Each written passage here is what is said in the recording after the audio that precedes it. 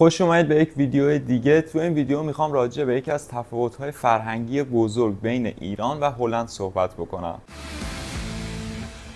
من برای اولین بار 2 روز پیش بود که رفتم مراسم ختم توی هلند. یکی از فامیلای سوسانا اینا فوت شده بود و میخوام بهتون بگم که چه تفاوت‌هایی دیدم نسبت به مراسمایی که توی ایران هستش. همزمان که میخوام بهتون راجع به تجربه 2 روز پیشم بگم، ما چند روز پیش، هفته پیش بود، رفتیم خونه پدربزرگ مادربزرگ سوسانا.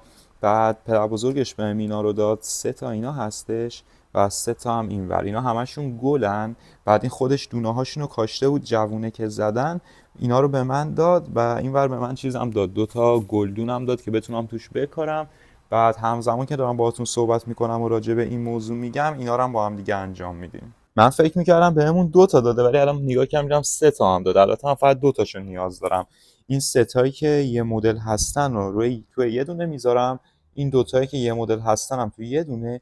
این یه دونه تکیه رو میخوام بذارمش توی این مال سنبل بود دیگه، اگه اشتباه نکنم، برای 7 سین گرفته بودم، ولی دیگه خوش شده. اینو درش میارم ولی نگهش میدارم، اینو خشکش میکنم که سال دیگه برای عید دوباره احتمالاً همینو بکارم که اگه رشد کرد که دوباره ازش استفاده بکنم. این سمت هم که یه دونه 40 کیلو خاک داریم و اینجا هم در حد فکرم 10 تا باشه و کافیه کاملا. فقط تنها موضوعی که هستش، من هیچ لوازمی مثل دستکش و بیلچه و اینا ندارم و همه اینا رو باید با دست مستقیم انجام بدم، چون که ما اینجا اونجوری حیاط نداریم، واسه همین اینجور لوازم ها رو زیاد به کارمون نمیاد، نمیگیریم. خب برگردیم حالا به همون موضوع ویدیو. اولین تفاوتی که میتونم بگم اینه که مراسم بعد از 1 هفته برگزار میشه. تو ایران معمولا کمتر از 24 ساعت، یعنی روز بعد یا ماکسیموم 2 روز بعدش مراسم خاکسپاری هستش، ولی از تاریخی که فوت شده بود هفته بعدش مراسم بود. خب این یکی از بزرگترین تفاوتات توی شروع هستش. و بعد واسه ما توی واتساپ و اینا یه پیام اینا فرستاده بودن. البته ما از روزی که فوت شده بود میدونستیم این موضوع رو. بعد دیرتر واسه ما یه پیام فرستادن که مکان و تاریخ و ساعت رو به ما گفتن که بعد کی اونجا باشیم.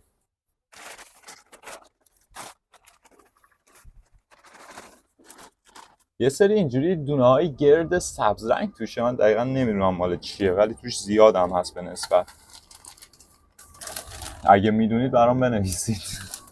مراسم ساعت 4 بود، اون چیزی که واسه ما فرستاده بودن، ولی بعدش دوباره چند روز مونده بود پیام دادن و همه گفتن که ساعت 3:30 اونجا باشید که زمانی که اون کسی که فوت شده رو میارن همه اونجا باشن قبلش. و ما طرفای همون ساعت 3:30 بود رسیدیم. وقتی ما رسیدیم اونجا همه فامیل از قبل ما اکثریت رسیده بودن و توی قسمت همونجا ورودیش 2 سمت خیابون اینطوری واسطاده بودن همه کنار هم دیگه.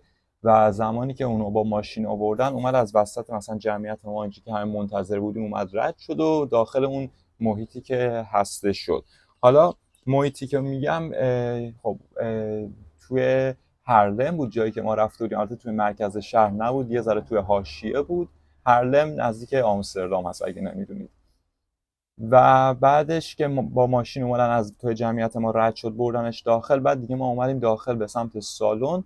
توی قسمت ورودی اونجا فرم بود، هر کی اسم و مشخصاتش رو وارد میکرد مینوشت و بعد از اون بعد میرفتیم توی سالن کناری که همون جلوتر بودش که اینطوری ردیف ردیف صندلی بود توی 2 سمتش. قبل اینکه هم بریم داخل مثلا اومدن گفتن که مثلا خانواده نه مثلا درجه 1 سمت راست مثلا جلو باشه، بعد بقیه به این روش اینطوری اونطوری مثلا میگفتن که هر کی مثلا بعد تو کدوم ردیف ها بشینه. تو این فاصله که ما داشتیم فرما رو پر می‌کردیم و یه ذره با بقیه سلام علیک می‌کردیم، اون کسی که فوت شده رو میبرن داخل همون سالن اصلی اون جلو میذارن با گل و اینجور چیزها تا مثلا بقیه بخوام برن دیگه اونجا برن بشینن. یه موضوع مهمی هم الان یه دفعه یادم اومد در مورد لباس پوشیدن. خب من داشتم از سوسانا میپرسیدم که من مثلا لباس خاصی باید بپوشم، مثلا مشکی باشه چجوری باشه و اینا، توی فرهنگ شما چی رایجه؟ که اون برگشت من گفتش که مشکی، میگفتش که حتما الزامی نیست مشکی بپوشی، میتونی هر رنگی که خواستی بپوشی و هر رنگای دیگه شاد نباشه، ولی هر رنگی که بخوای میتونی بپوشی، یعنی حتی سفید هم بپوشی کاملا اوکیه. و چیزی که دارن معمولا سعی میکنن یه کمی هم رسمی باشه لباسایی که میپوشن. یعنی مثلا فقط با یه تیشرت و یه شلوار لی کسی مثلا نمیادش. ولی از نظر رنگ بندی سفید، خاکستری، نمیدونم سرمه‌ای، مشکی، هر چیزی که بپوشین هیچ مشکلی نداره. و منم سعی کردم یه چی مثلا بین کژوال و رسمی اون ما بینش بپوشم.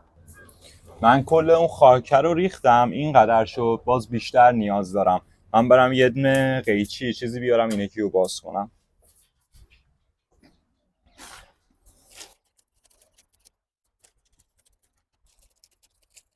این یکی خاکش خیستره، یکم بیشتر نم داره، البته خوبم هست دیگه، بعد تهش دوباره آب بدم. بعد از اون دیگه همه اومدیم ردیفی رو همون صندلی‌ها نشستیم. بعد به فاصله مثلا 2 دقیقه شاید خانواده درجه یکش، مثلا همسرش و بچهش و مثلا خواهر برادر و پدر مادرش و اینا اومدن توی همون ردیف جلو نشستن. و بعد از اون یه چیز مثلا جالبی بهتون بگم، توی همون سالونی که دارم میگم، سالن خیلی جالب بود. مثلا کلا چوب و شیشه بود و دیوار اونطوری نداشت، بیشتر شیشه‌ای بود و شما کامل مثلا میتونستید محیط اطراف که دور و بر درخت و همه جا سبز بود و میشد دید، مثلا یه حس جالبی داشت. بعد مثلا صدای پرنده خیلی میومد و من تا آخر داستانم شک داشتم که این پرنده ها واقعا پرنده‌ای که بیرونه داره صداشون میاد داخل، یا اینکه نه خودشون این فضا سازی رو کرده بودن. اینا رو از وقتی که ما گرفتیم یکم من بیشتر رشد کردم و جاشون فکر می‌کنم دیگه خیلی تنگم شده بود. الان بذارمشون اینجور راحت شن رشد کنن دوباره. با همون خود جاش اینجوری میذارم که بعد خاک بیشتر بریزم که جاشون مشخص بشه و بعد از اون جای چی میگن پلاستیکی رو از توش در بیارم. اون جا یه حالت تریبون هم داشت همون جلو که هر کی که میخواست صحبت کنه میرفت اون پشت صحبت میکرد. و توی شروع اون کسی که اونجا کار میکنه اول اومد شروع کرد کم صحبت کردن. بعد 2 تا تلویزیون بزرگ جلومون بود توی هر سمت که کل مدت داشت عکسای اون کسی که فوت شده بود اونجا میذاشتش، مثلا عکسش با دوست، خانواده، آشنا، همینجوری اون عکسا داشتش کل مدت پخش میشد. بعد مثلا طرفی که اومد یکم صحبت کردش، بعدش مثلا شروع کردن همینجوری آهنگو گذاشتن، یه دونه آهنگ گذاشتن، بعد همینجوری اون عکس‌ها رد می‌شد و مثلا آهنگایی که خیلی میتونست مرتبط باشه با اون داستان. بعد که مثلا یه دونه آهنگ پلی شد تموم شد، دوباره اون طرف گفت که مثلا کسی میخواد صحبتی بکنه. بعد اونجا همکاراش، 2 تا از همکاراش اومدن شروع کردن یه ذره صحبت کردن. بعد که دوباره اونا صحبت کردن دوباره یه آهنگ دیگه پلی شد، همونجوری اون عکس‌ها هم همینطوری هی داشت کل مدت پخش میشد. و بعد دوباره یه دونه آهنگ، دوباره خواهر طرف رفت صحبت کرد و اینا. اینطوری کلا خیلی با یه آرامش خاصی همه چی جلو میرفتش. مثلا یه دونه آهنگ میذاشتن، بعد یه نفر میومد صحبت میکرد، دوباره آهنگ میذاشتن، دوباره یه صحبت. و کلا این موضوع حدود 30 تا 40 دقیقه طول کشید. حالا بعد این داستان چجوریه؟ بستگی داره که اون کسی که مرده چه آرزویی داشته. اگه بخوان مثلا توی زمین خاکش بکنن، بعد از اینجا همه با هم دیگه میرن سر اونجایی که میخوان خاک بکنن و این پروسه رو با هم دیگه انجام میدن. ولی اگه مثلا طرف آرزوش این باشه که خاک سرش بکنن، دیگه سمت خاک رفتن و اینا نداره و بعد از اون میره برای ادامه داستان. حالا من یه دونه ویدیو هم قبلا توی کانال گذاشتم در مورد انواع بیمه توی هلند صحبت کردم که اتفاقا یکی از بیمه هایی هم که در موردش صحبت کردم بیمه مرگ بود. و اگه اون ویدیو رو هنوز ندیدید حتما برید اون ویدیو رو چک بکنید ببینید، قشنگ توضیح دادم راجع به بیمه مرگ توی هلند که چجوری هستش.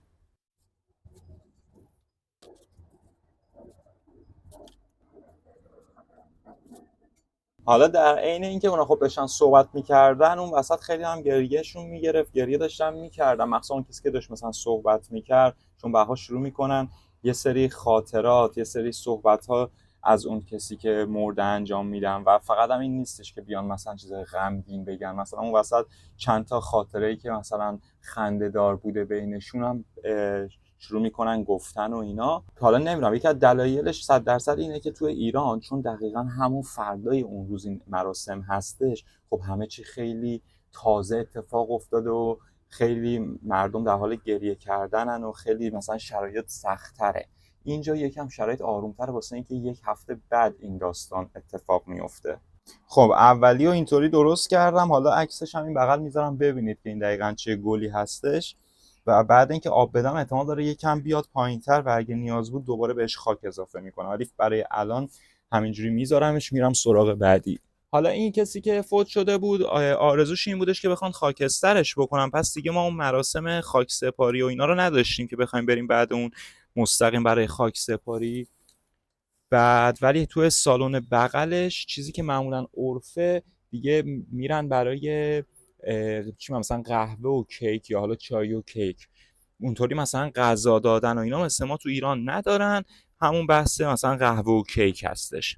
ولی این داستان بسته به خانواده میتونه یکم متفاوت باشه. یه سری از خانواده ها مخصوصا اگه مثلا کسی که فوت کرده مثلا سن و سالش هم کم باشه به نسبت، مثلا آبجو و شراب و اینجور چیزها هم میدن که ما اون نیم ساعت 40 دقیقه که اونجا بودیم تموم شد، گفتن که مثلا برید حالا الان سالن بغلی مثلا برای پذیرایی و این داستانا. الان ویدیو رو دارم ادیت میکنم و یادم افتاد که یه چیزی رو فراموش کردم بگم. توی اون سالن که نشسته بودیم، بعد که مراسم اون قسمت تموم شد میخواستیم بریم توی سالن کناریش برای نوشیدنی، از انتهای سالن دونه دونه همه بلند میشدن میومدن مستقیم جلوی تابوت یه دونه ادای احترام میکردن و حالا اگه گلی هم دستشون بود میذاشتن اونجا و بعد میرفتن توی سالن کناری. اونجا چایی و قهوه و کیک و اینجور چیزا بود. بعد 2 تا بارم داشت که توی باراش مثلا آبجو و شراب و چند تا مدل شراب مختلف، چند تا مدل آبجو مختلف، اینا رو هم میدادن که بعد دیگه اونجا همه شروع کرده بودیم همینطوری به نوشیدنی و صحبت و حرف.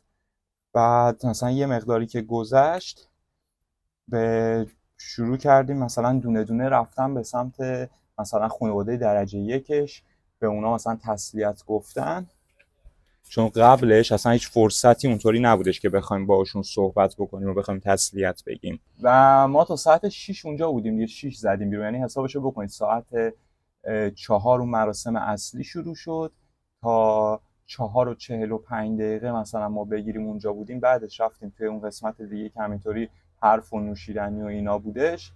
میشه چقدر؟ 1 ساعت و خورده هم، یعنی ما توی اون قسمت اون طرف بودیم. البته ما که اومدیم بیرون هنوز یه عده بودن، همه نرفته بودن، یعنی مثلا معمولا دیگه ماکسیموم 2 ساعت هستشون داستانش. و میونه صحبت هوا هم اینجا خیلی خوب شده، الان دوباره چند روز هوا خیلی خوبه، همینجوری که میبینید من الان با شلوارک و تیشرت هم و کاملا هوا اوکیه. میبینید کلش همش اینجوری پر ریشه است، اینو من باید یه چند روز جلوتر جاشونو عوض میکردم ولی خاک نداشتیم به اندازه. این دوتایی که از قبل در آوردم خالی هستن، این دوتا رو میذارم خاک میریزم بعد اینا رو میذارم. الان اینا رو میذارم اینطوری اینجا، چقدر قشنگی تر و تمیز انجام شد. یکم دیگه خاک بریزم. خب این یکی هم اینطوری شد، این هم میذاریمش فعلا اینجا. خب من این اضافه ها رو بذارم تو بالکن اون و برمیگردم. نگاه کنید هوا اینقدر گرم شده، براونی اومده اینجا رو زمین لم داده. هوا که گرم میشه این رو گرمش میشه، میادش رو زمین که خنک لم میده. یه ریزم اینجا کثیف کاری شد، البته دیگه عادیه دیگه با خاک.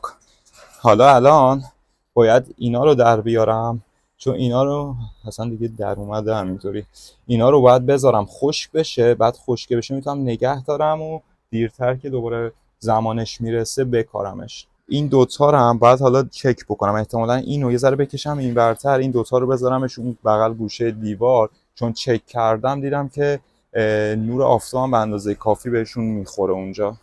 اینجا رو گند زدم، اینو ببرم بذارمش پایین، همینجا کارشو بکنم. ولی برای من آره دیگه خیلی تجربه جدیدی بود و کلا همه چی به یه روش دیگه ای انجام میشد اینجا و دوست داشتم که این تجربه هم که داشتم و با شما هم به اشتراک بذارم. حالا برای شما هم اگه جالب بود و اگه تجربه هم شما دارید حتما توی کامنت ها واسم بنویسید و نظرتون رو راجع به این نوع از فرهنگ بگید واسم، و این ویدیو رو هم حتما لایک کنید که با این کارتون از من حمایت کنید. اگه هنوزم عضو کانال نشدید کانال رو سابسکرایب کنید. من مطمئن نیستم که دقیقا اینو باید از کجا کات کنم، مثلا از اینجا باید بزنم یا از بالاتر، اینو فعلا همینجوری اینجا میذارم باشه. اینو سوسانا بعد انجام بده، چون که برای اون گله لادرم که گرفته بودیم ویدیوشو گذاشته بودم توی کانال. اونا رو هم ما یه سریاشون نگه داشتیم که دیرتر بکاریم. اینا باید قشنگ خشک بشه که بشه نگهشون داشت. راستی من یه دونه ویدیو هم مربوط به اجاره خونه توی کشور هلند درست کردم. اون ویدیو رو اگه ندیدید حتما برید ببینید، خیلی اطلاعات خوبی توش هستش.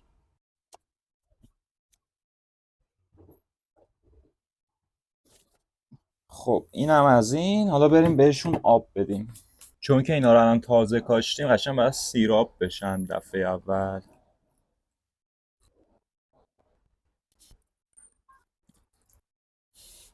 میبینید خاک رفتش یکم پایین تر. حالا دوباره بعد آب بدم، بعد بهش خاک اضافه کنم.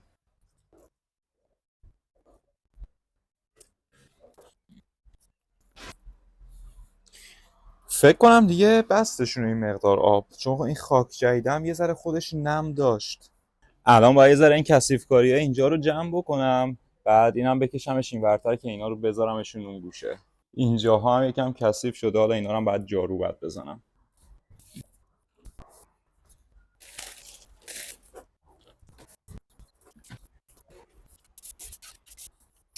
من نمیدونم توی تصویر هستم یا نه. مرسی که این ویدیو رو تا اینجا تماشا کردید. اگه راجعش چیز خاصی در مورد هلند دوست دارید که بیشتر بدونید، حتما توی کامنت ها واسم بنویسید. سعی میکنم که در موردشون ویدیو درست بکنم. لایک و سابسکرایب هم که یادتون نره. تا ویدیو بعدی، خدافظ. البته من توی ادامه ویدیو این کاری که دارم اینجا میکنم هم میذارم، دوست داشته باشید میتونید تا آخر ویدیو رو تماشا کنید.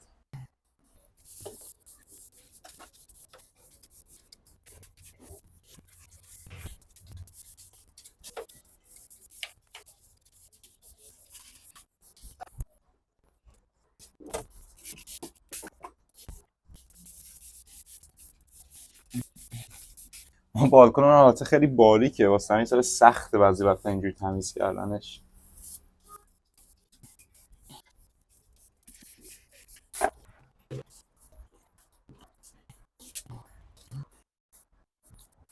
الان دارم فکر میکنم که اینا رو کجا بذارم. این سم دوتاشون رو کنار هم بذارم، یا اینکه اینو دوباره برگردونمش تا اون آخر اینجا بذارمشون. الان امتحان میکنم اگه بیارمشون اینجا بذارم ببینم چه جوری میشه.